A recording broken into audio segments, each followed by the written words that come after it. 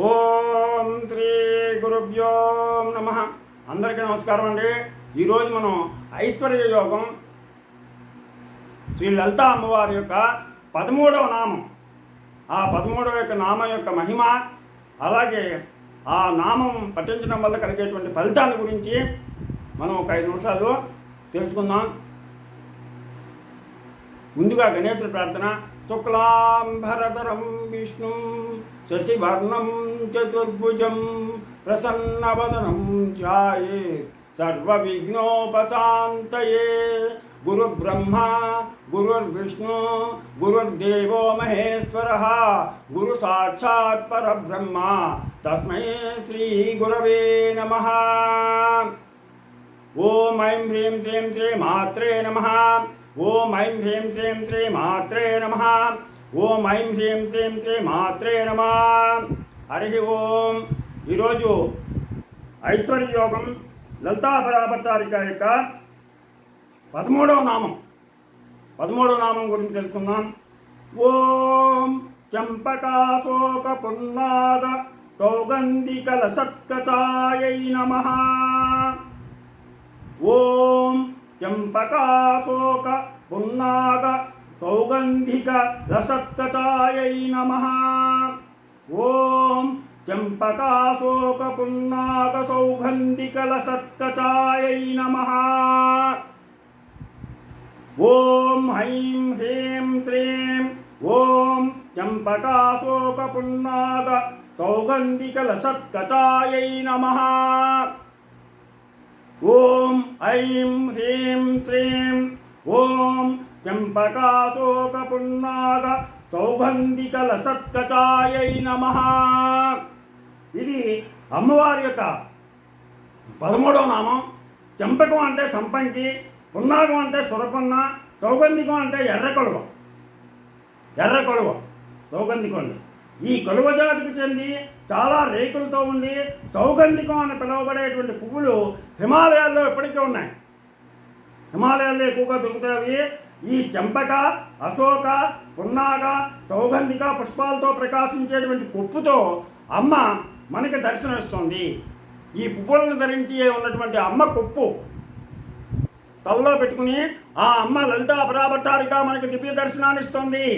అందుకని అమ్మని చూసండి, అమ్మని చూడండి, అమ్మ పాదాలను చూడండి, అమ్మ కొప్పును చూడండి, అమ్మకి సాష్టాంగ నమస్కారం చేసుకోండి. శ్రీ కాళహస్తేశ్వర మహత్యంలో దూర్జటి కవి నక్కీరోపాఖ్యానంలో ఒక విశేషాన్ని వర్ణించాడు. శివుడు ఒకానొక అర్చకుడికి కొన్ని కవితలు రాసి ఇచ్చాడు. ఆ కవితల్లో ఇది ఒకటి: సింధూరరాజగమన గమిల్ల బంధంబు సహజ గంధంబు. సింధురరాజగమనాదమిల్ల బంధంబు సహజ గంధంబు అనగా ఒకనొక ఉత్తమ సుందర జుట్టు సహజ సువాసనలతో ఉంటుంది. జుట్టు చూస్తే కనుక మంచి సువాసనలతో విరాజిల్తూ ఉంటుంది. అటువంటి అమ్మవారి యొక్క కేశాలు పైన చెప్పినటువంటి పూల వాసనలతో కూడినవని, అసలు ఆ పూలకు కూడా అమ్మవారే తన కేశాల్లో ధరించడం ద్వారా సుగంధాన్ని ఇచ్చిందని అంత అర్థం.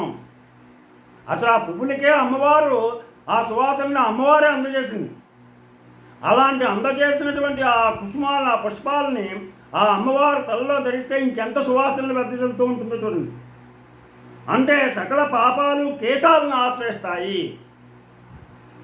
సకల పాపాలన్నీ కూడా మనకి ఎప్పుడు కూడా ఈ జుట్టుకే కేశాలు కంటుకుంటాయి. ఈ కేశాలను సుగంధం అంటే పాపరాహిత్యం. సుగంధం అంటే ఏంటి?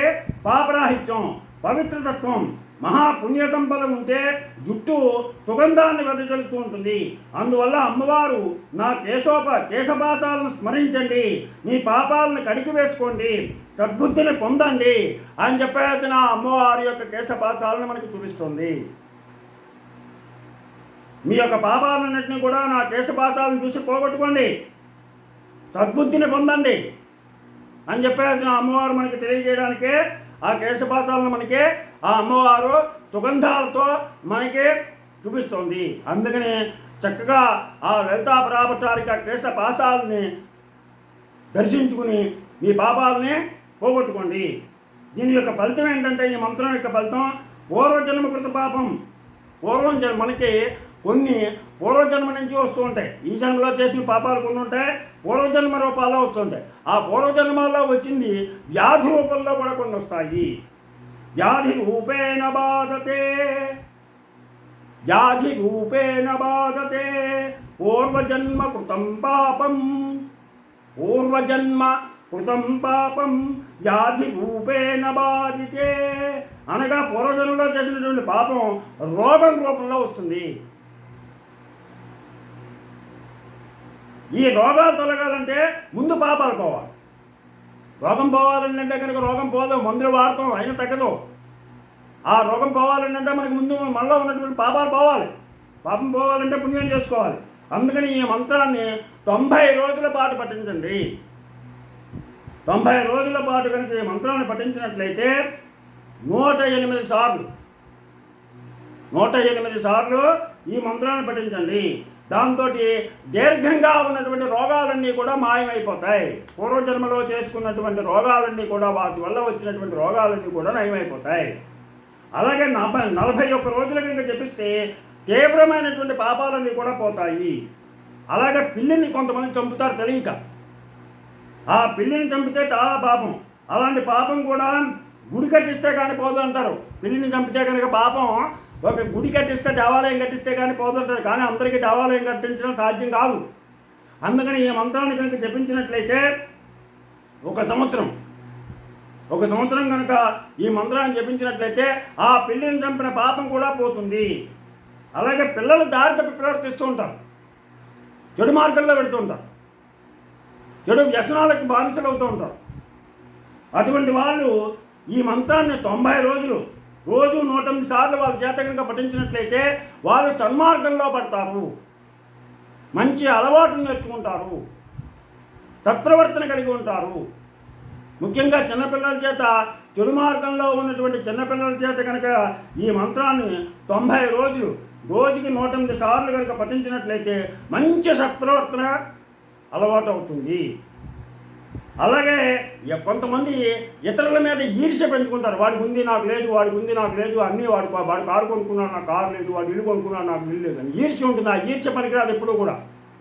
భగవంతుడు నాకు ఇంతే ఇచ్చాడు. అలా ఈర్ష్య ఉన్నటువంటి వాళ్ళు ఈ మంత్రాన్ని 11 సార్లు జపిస్తే ఆ ఈర్ష్యా గుణం పోతుంది. ఈర్ష్యాగుణం పోతుంది. ఈ ఈర్ష్య అన్నది మనం అలవాటు చేసుకుందా, అది బుద్ధిదహ వచ్చింది.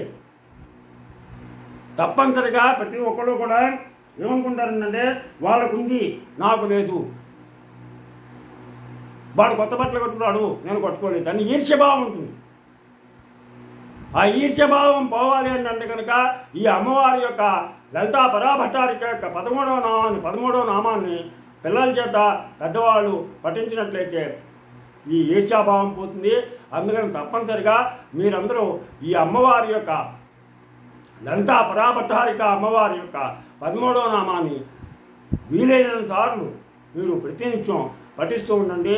మీరు సంపూర్ణ ఆయురారోగ్య ఐశ్వర్యవంతులుగా మంచి ఉత్తమ పౌరులుగా మీ పిల్లల్ని తీర్చిదిద్దుదారని ఆశిస్తూ మీకు నా ఛానల్ కనుక నచ్చినట్లయితే సబ్స్క్రైబ్ చేయండి. అలాగే లైక్ చేయమని కోరుతూ మీ రాపాక వెంకటరమణ.